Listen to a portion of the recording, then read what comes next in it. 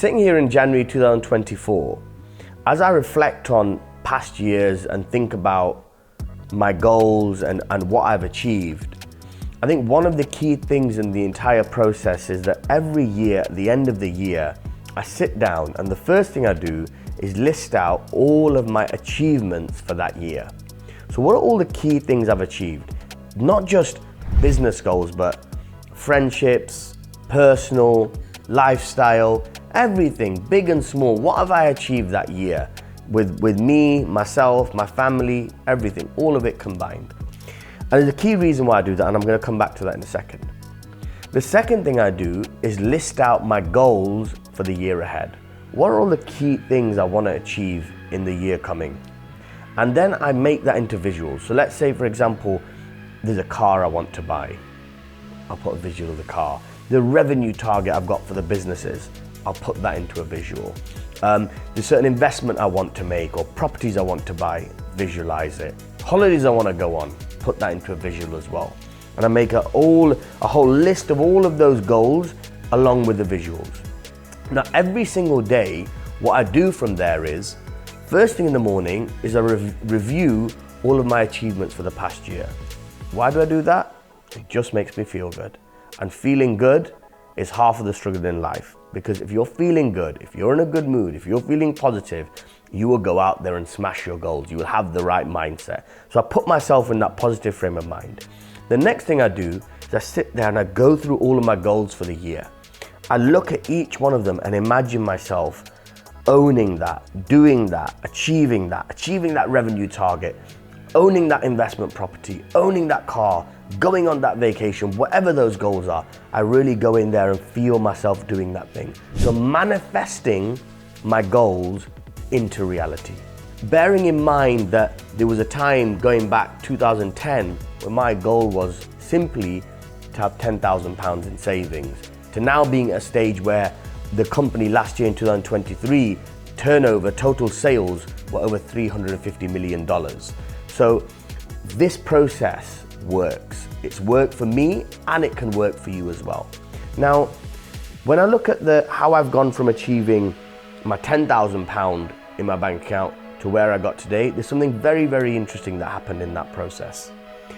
What happened was that I actually never ever celebrated or recognized the time when I achieved my £10,000 mark. I don't know when I achieved that goal of £10,000 in savings, because by the time I got even remotely close to that, I'm sure I already had goals 10x of that.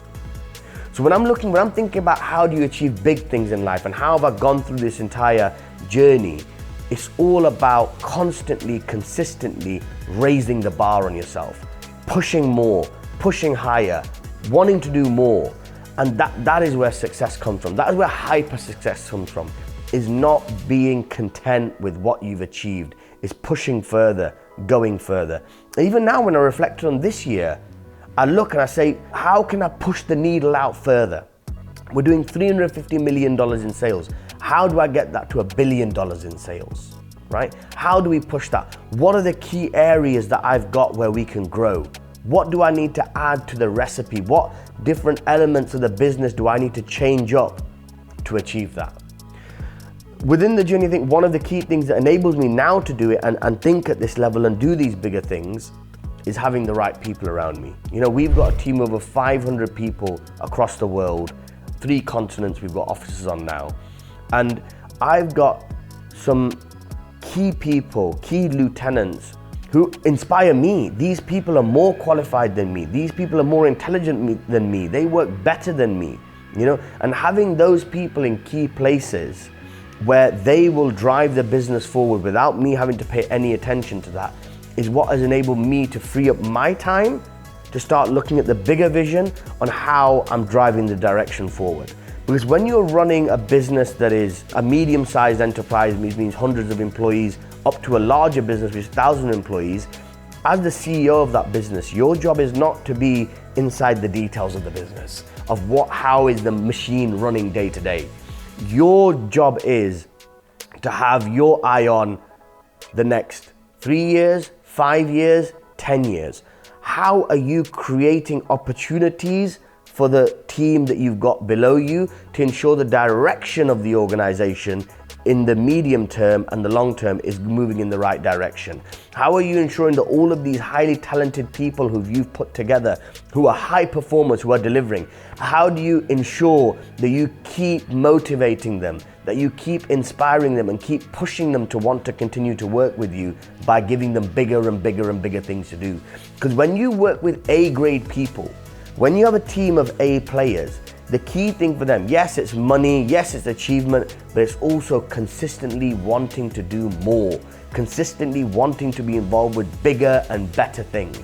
As a leader of a large organization, your job is to ensure that you keep smashing those glass ceilings and keep achieving bigger things and more things. And really, when that's all said and done, it comes down to the micro level of what are you doing every single day.